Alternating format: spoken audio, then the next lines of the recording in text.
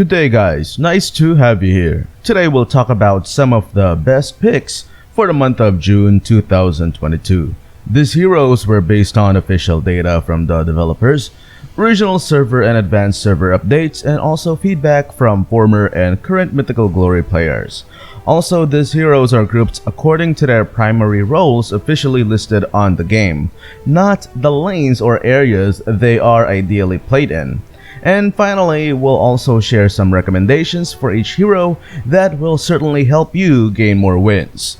If you want more content like this, be sure to leave a like, share, and if you haven't yet, subscribe to the channel. Franco is currently the only tank with a control effect that completely stops an enemy hero. A few weeks before, more battle spells were buffed and given the ability to become castable even when the user is controlled.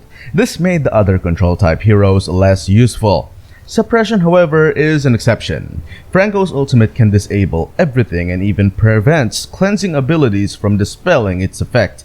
This makes Franco effective in completely stopping any attacker or unwary enemy passing by, especially in the current meta where tanky heroes thrive. Because of their resilience and high HP sustain, one of the best ways of dealing with them is by using control effects such as suppression. Grok has been tremendously effective. Since his ultimate was improved, it is now more capable of disabling multiple enemies at once. He's also a good tank support because of his passive, which allows him to absorb crowd control effects, helping him charge up his first skill.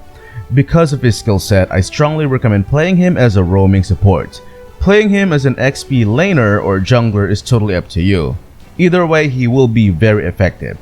Those lanes or roles, however, in my opinion, requires a deeper understanding of the game in order to be pulled off effectively. Akai has been making waves since the most recent original server update and is still projected to leave a mark on the meta in the month of June. What's good with Akai is he is equally good as a jungler, roaming support, and XP laner. I suggest mastering his second skill first because of his spam ability. And make sure to avoid enemy heroes and can cast Morph or Suppression such as Nana and Franco because those control effects can stop Akai's ultimate.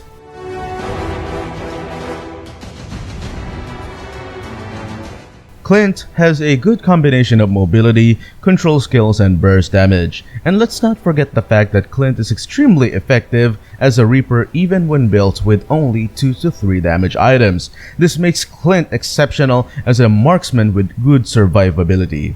In a meta dominated by melee heroes, picking a marksman with the ability to kite effectively and survive better is a must. Beatrix is a very dangerous hero in the right hands. Her ability to burst down even tanky heroes and fire from afar will be of much relevance against melee heroes, which, like I said earlier, are still projected to rule the upcoming meta in June. Her ability to switch weapons is what makes her amazing.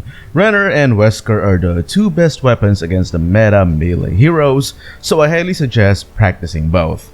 Renner for its range, while Wesker for up-close skirmishes.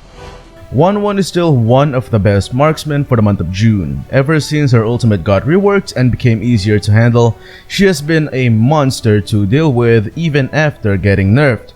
To make matters worse for enemies, damage reflection effects such as Blade Armor and Vengeance aren't so effective since her ultimate renders her invincible.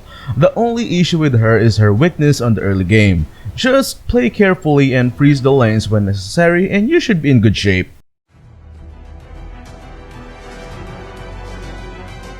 Thomas received a semi-revamp which made him an amazing hero. Not only is he good as an XP laner, he's an even better jungler. The secret lies behind his first skill, which can now be recalled at will. This makes his jungle clearing capabilities extremely fast and efficient. Unlike before, his scaling on the late game is also better because of his reliance on his enhanced basic attacks. Just remember to build Thomas with a ratio of 1 to 3 physical damage equipment only and invest more on survivability and defense.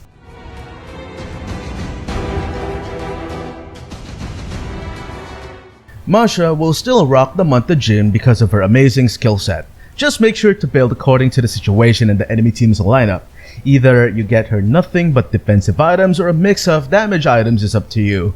What also makes her great is her outstanding objective taking capabilities. This is also why I strongly believe she is best played with the emblem talent Demon Slayer, which helps her take major objectives faster.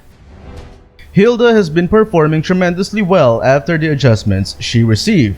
Sure, she may not be as powerful as before on the late game, but her early game power spike is tremendous. And the truth is, despite the nerf on the late game, her damage scaling is still pretty good. She is also a good pick against most meta heroes right now. Whether her target is squishy or tanky, it doesn't matter since her ultimate has a tremendous base damage at max stacks, which makes it a good execution skill against squishies. Playing her against tanky heroes is not much of an issue as well, since her ultimate scales according to their max HP. The higher their max HP is, the greater the damage will be. Sicilian is still going to leave a mark on the meta next month. Because of his ultimate, he is one of the most efficient mages in terms of applying debuffs, especially against tanky heroes. Sicilian also has decent power scaling on the early game and even better scaling on the late game, which makes him an integral part of the team no matter which part of the game it is. Savior is a very powerful glass cannon, not only because of his damage output, but also his range and control abilities. Be careful when playing him since he is extremely squishy. Try your best to also remain hidden in the map and only come out when absolutely necessary, such as to get last hits or to join team fights. In order to maximize his full potential, above average map awareness is the key. Valentina will still be a feared part of the meta in June. Her ability to counter or nullify most other heroes' abilities have been and will always be superb. She adapts well against most any lineup and works great both as an XP laner and a mid laner. Just make sure to hit enemies with her skills as much as possible in order to gain XP advantage and scale faster than everybody else with the help of her passive ability. Estes will never be irrelevant. Just make sure the timing is right for his ultimate. Activate it too early and the enemies will simply back out. Activate it too late and you will be responsible for your allies' deaths. I strongly recommend getting him defensive items early, especially since a lot of heroes in June will receive a buff on their early game power spike. He's also one of the best picks in lineups that rely heavily on a tanky jungler. Rafaela Estes works best when played with tanky junglers, be it beefy fighters or true tanks. She can slow enemies, stun them, and provide sufficient healing and mobility to her allies, which always comes in handy in team fights. The only issue with Rafaela is her vulnerability on the early game, so instead of going inside bushes to provide vision to your allies, I suggest using her first skill instead, since it is capable of revealing hidden enemies temporarily. I also strongly recommend investing on defensive items early on the game. Angela, in my opinion, will still be a perfect support for the month of June. She complements most, if not all, tank heroes and carries and can really turn the tides of battle as long as played by someone with good map awareness. While it's true a lot of battle spells work well for her, I strongly suggest Sprint or Flicker instead. It acts both as an offensive and defensive battle spell. Natalia is amazing as both a jungler and aggressive roamer. Her ability to become invisible also comes in handy in providing vision and can become a problem in any part of the game. Because of how aggressive she is expected to play, that means she is always in a very vulnerable position within the enemy lines. This means she's ideally picked in a lineup with a tanky hero who can help her survive.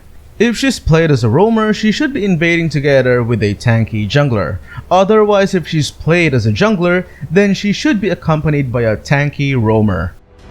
Karina's HP scaling passive may have been nerfed last month, but that has not stopped players from picking her. She still has tremendous impact on the meta and is extremely broken in the early game because of her mobility and decent survivability for an assassin. Right now, she is still one of the best picks in terms or when it comes to countering tanky heroes. Ling is still going to be a good go-to assassin for the month of June, mainly because of the adjustment they gave him last month, which is expected to prolong his relevance further for the month of June or ahead. He is an excellent picker of the enemy back lane because of his mobility and shines best as an objective taker. With perfect timing, his ultimate plus retribution can guarantee the objective and Ling's safety at the same time.